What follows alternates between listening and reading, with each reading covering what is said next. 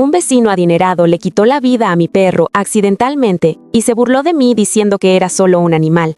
Usé mis influencias en el departamento de urbanismo para demostrar que su mansión violaba 15 códigos de construcción y ahora tiene que demoler. Mi abogado me recomendó discreción, pero después de ver la demolición de esta mañana, necesito soltarlo todo. Soy mujer, ingeniera civil de profesión, y hasta hace 6 meses, una vecina invisible que solo quería paz.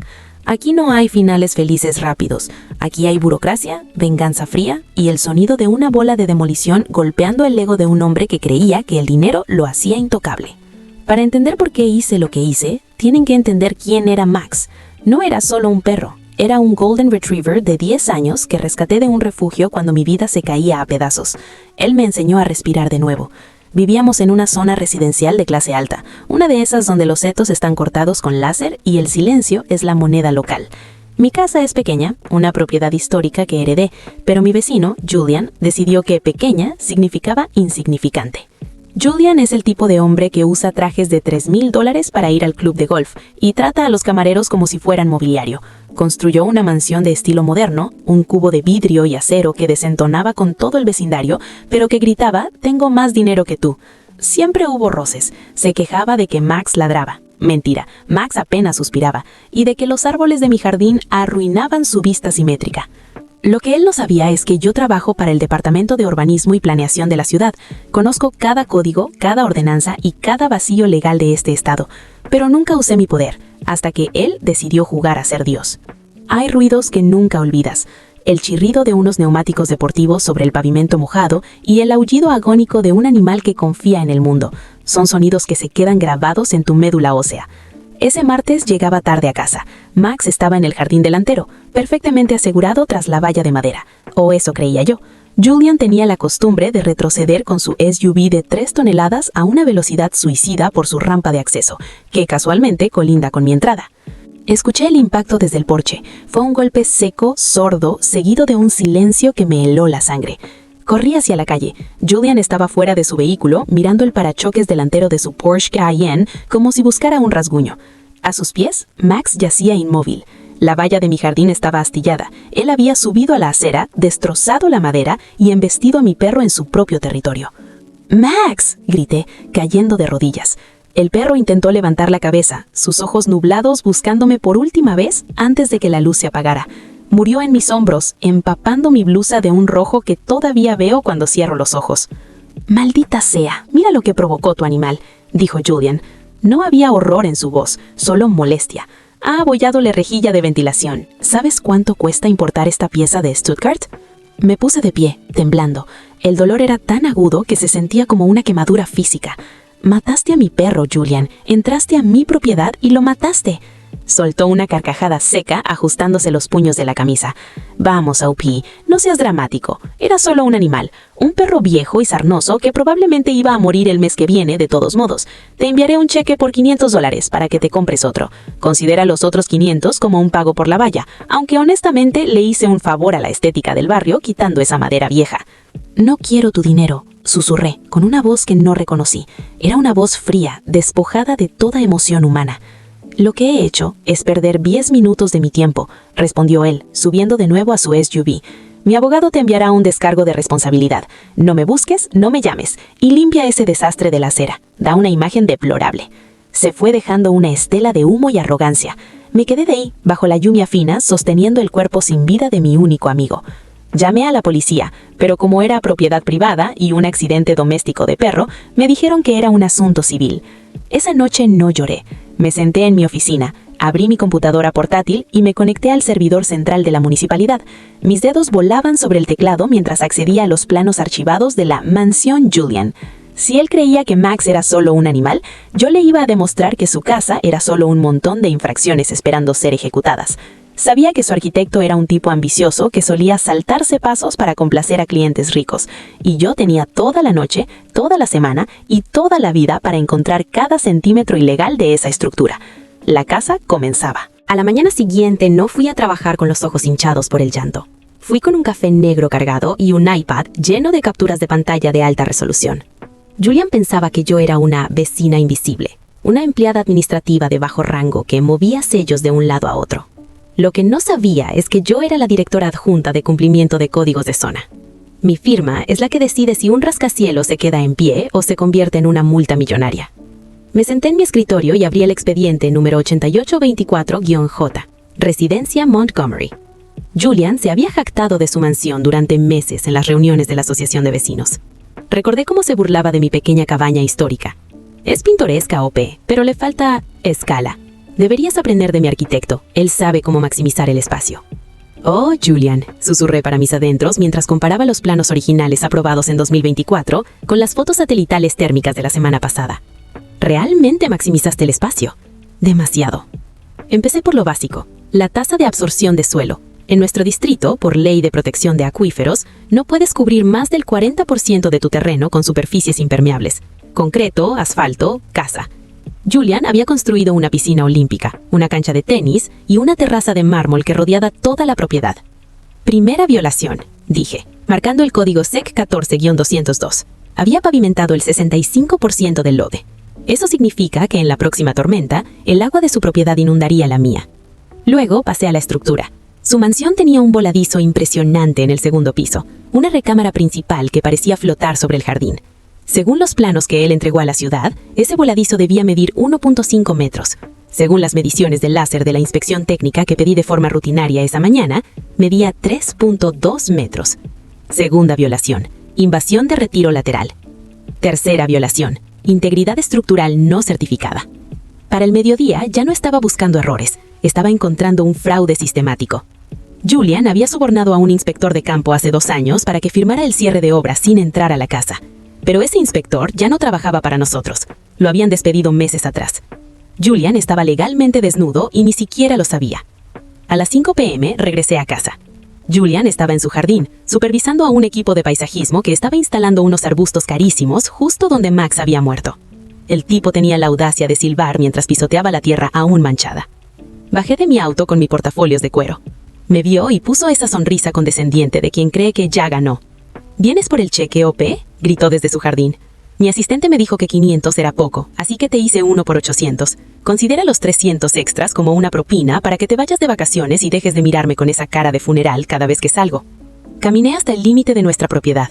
Saqué una cinta métrica profesional de acero y, sin decir una palabra, medí la distancia entre su nueva hilera de arbustos y el bordillo de la acera. Son 15 centímetros de invasión a la vía pública, Julian, dije con voz monótona. Soltó una carcajada, dejando su copa de vino en una mesa de jardín. ¿De qué hablas? Es mi terreno. Compré hasta el borde. No, no lo hiciste. Existe algo llamado derecho de vía municipal. Estos arbustos tienen que desaparecer antes de mañana. Y por cierto, recibí una denuncia anónima sobre la estabilidad de tu terraza voladiza. Mañana a las 8 a.m. vendrá un equipo completo de inspección de la ciudad, con drones de escaneo estructural. La sonrisa de Julian vaciló por primera vez. Se acercó a la valla, tratando de intimidarme con su altura. Escúchame bien, ratoncita de oficina. Tengo amigos en la alcaldía. Un solo mensaje mío y estarás buscando trabajo en otro estado. No me molestes por unos arbustos. Fue un perro, supéralo. No son solo los arbustos. Es el hecho de que tu mansión es un castillo de naipes legales. Y yo soy el viento. Me di la vuelta y entré a mi casa. Esa noche preparé el informe detallado. Invasión de zona federal, exceso de altura en chimeneas, instalación eléctrica no declarada en el sótano, que él usaba como cine privado, falta de cortafuegos en el garaje de 6 autos, y así hasta llegar a 15. El long game no se trata de gritar, se trata de dejar que el sistema, esa máquina lenta y despiadada que él tanto despreciaba, lo mastique centímetro a centímetro. Hay un momento exacto en el que el color del rostro de un hombre poderoso cambia de un rojo furioso a un blanco cadavérico. Ese momento en que se da cuenta de que su dinero no puede comprar las leyes de la física ni las de la ciudad. A las 7:55 a.m., mi calle, usualmente silenciosa, parecía una zona de despliegue táctico. 3 camionetas blancas con el logo del Departamento de Urbanismo y una unidad móvil de escaneo LiDAR, detección por luz y distancia, estaban estacionadas frente a la mansión de Julian. Yo no estaba allí como la vecina que perdió a su perro. Estaba allí con mi chaleco reflectante, mi casco y una tabla portapapeles que contenía el destino de esa propiedad. Julian salió de su casa en bata de seda, sosteniendo un teléfono y gritando. «¡Esto es acoso!», rugió, bajando las escaleras de mármol. «He llamado a la oficina del alcalde. He hablado con el comisionado. «Oh, Pi, estás acabada. Mañana estarás limpiando baños en la terminal de autobuses». Me mantuve impasible. Miré mi reloj y luego a mis colegas, un equipo de ingenieros y auditores que no aceptan sobornos porque sus pensiones dependen de su integridad. «Señor Montgomery», dije, usando su apellido con una frialdad profesional, «esta es una inspección de cumplimiento integral bajo la Ordenanza de Seguridad Pública 402. Sus amigos en la alcaldía no pueden detener una investigación técnica una vez que se han detectado riesgos estructurales potenciales que afectan al acuífero Lapal. Si intenta obstruirnos, el oficial que nos acompaña procederá a su arresto inmediato». El oficial de policía que estaba con nosotros, un tipo que conocía a Max y que solía acariciarlo durante sus patrullas, dio un paso adelante apoyando la mano en su cinturón. Julian se tragó sus siguientes palabras. El equipo de drones despegó. El zumbido de los motores sobrevolando la propiedad era música a mis oídos. Mientras los drones mapeaban cada ángulo en 3D, nosotros entramos con los escáneres láser de mano. «Mira esto, jefa», dijo Martínez, uno de mis mejores inspectores. «El plano dice que los cimientos de la extensión del ala oeste tienen una profundidad de 4 metros con refuerzo de acero grado 60. El sensor acústico muestra que solo tienen 1.5 metros y están apoyados sobre grava suelta. Anótalo. Violación número 6. Fraude en cimentación y riesgo de desplazamiento terrestre». Julian nos seguía a una distancia prudente, su arrogancia desinflándose con cada clic de nuestras herramientas. Entramos a su preciado cine privado en el sótano. «Señor Montgomery, este espacio figura en los registros como área de almacenamiento de baja ocupación». Señalé las lujosas butacas de coro y el proyector de grado comercial. «No tiene salidas de emergencia reglamentarias, el cableado no está blindado y ha sellado las rejillas de ventilación originales. Esto es una trampa de fuego». «Es solo un cine, por Dios», balbuceó. «Cualquiera tiene un cine». «No cualquiera miente en una declaración jurada de impuestos a la propiedad diciendo que es un cuarto de escobas para pagar 70% menos de predial», le recordé. «Violación número 9. Evasión impositiva mediante falsificación de uso de suelo». Pero lo peor, o lo mejor, según se mire, estaba en el segundo piso. ¿Recuerdan el voladizo que mencioné antes? Esa habitación que flotaba sobre el jardín. Al escanearla, descubrimos la verdad catastrófica. Para lograr esa estética minimalista que tanto presumía, Julian había ordenado cortar 2 vigas de carga fundamentales porque estorbaban la vista de la ventana. El ingeniero estructural se puso pálido al ver los resultados en su tableta. «Oh, Pi, esta sección de la casa está cediendo. Son solo milímetros al mes, pero el peso del ala oeste está siendo soportado por una columna decorativa que no está diseñada para carga. Si hay un sismo leve o incluso una lluvia fuerte que sature el suelo, la mitad de esta casa se desliza hacia el jardín de la vecina». Miré a Julian. Él estaba escuchando. Su fraude ya no era blanco, era gris. «Eso significa», se interrumpió, «eso significa que tu mansión de ensueño es un peligro público. Según el código SEC 105.1, tengo la autoridad de declarar esta estructura como no habitable de inmediato». Saqué el sello rojo de mi bolsillo. En menos de 10 minutos, las puertas principales de su casa tenían pegados los avisos oficiales de clausura y desalojo. «Tienes 2 horas para sacar tus pertenencias esenciales, Julian», mientras el equipo colocaba la cinta amarilla de peligro por todo su perímetro. «Mañana recibirás la orden formal. Y te adelanto algo. Debido a que los cimientos y las vigas maestras han sido comprometidos ilegalmente, la ciudad no te permitirá repararlo. El costo de estabilizarlo supera el valor de la propiedad». «¿Qué estás diciendo?», preguntó él casi sin voz. «Digo que vas a tener que demoler el ala oeste y la terraza superior. Aproximadamente el 50% de tu construcción actual debe desaparecer para que el resto de la casa sea legal y segura. Y la demolición corre por tu cuenta». Julian se desplomó en uno de sus escalones de mármol, justo donde Max solía sentarse a observar el sol. «Era solo un perro», susurró, con lágrimas de frustración empezando a brotar. Me incliné hacia él, lo suficiente para que solo él pudiera escucharme. «Y esto es solo una casa, Julian. Es solo concreto y vidrio. Superarlo será fácil, ¿verdad? Después de todo, tienes mucho dinero para comprarte otra». Pasaron 3 meses desde que pegué los sellos rojos en la puerta de Julian. Durante ese tiempo, mi vida se convirtió en una guerra de trincheras legales. Recibí cartas de cese y desistimiento de 3 bufetes de abogados diferentes. Julian intentó todo. Alegó que yo tenía un conflicto de intereses por ser su vecina. Intentó demandarme por difamación y en un momento de desesperación absoluta trató de filtrar a la prensa local que yo era una burócrata resentida abusando de su poder.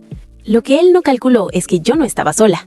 El informe técnico que redactamos era tan sólido que el Colegio de Ingenieros lo usó como caso de estudio sobre negligencia. El arquitecto de Julian, viendo que su licencia profesional estaba en la guillotina, cantó más rápido que un canario.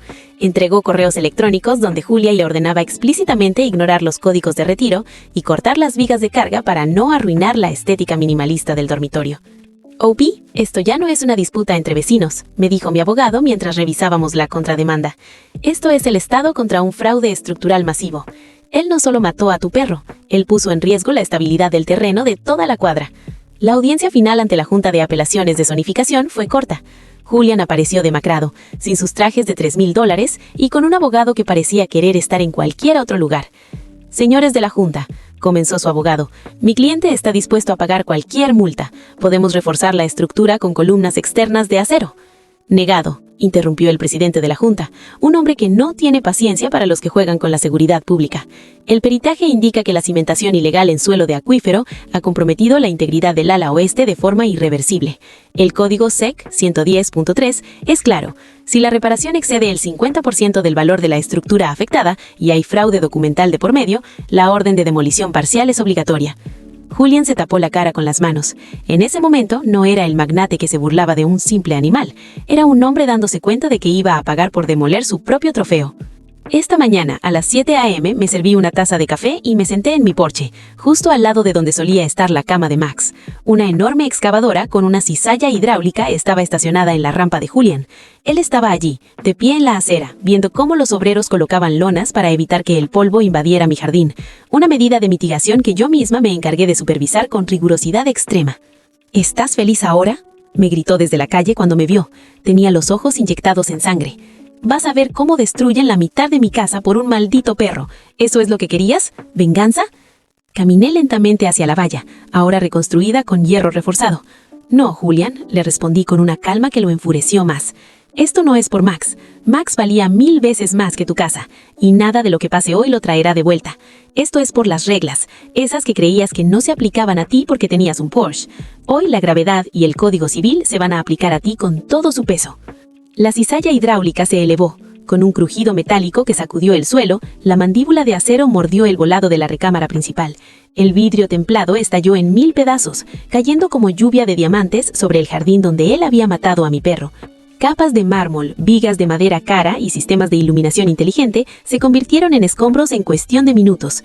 La mansión quedó reducida a una estructura mutilada, una casa a medio terminar que ahora parece una advertencia para cualquiera que crea que el dinero está por encima de la decencia.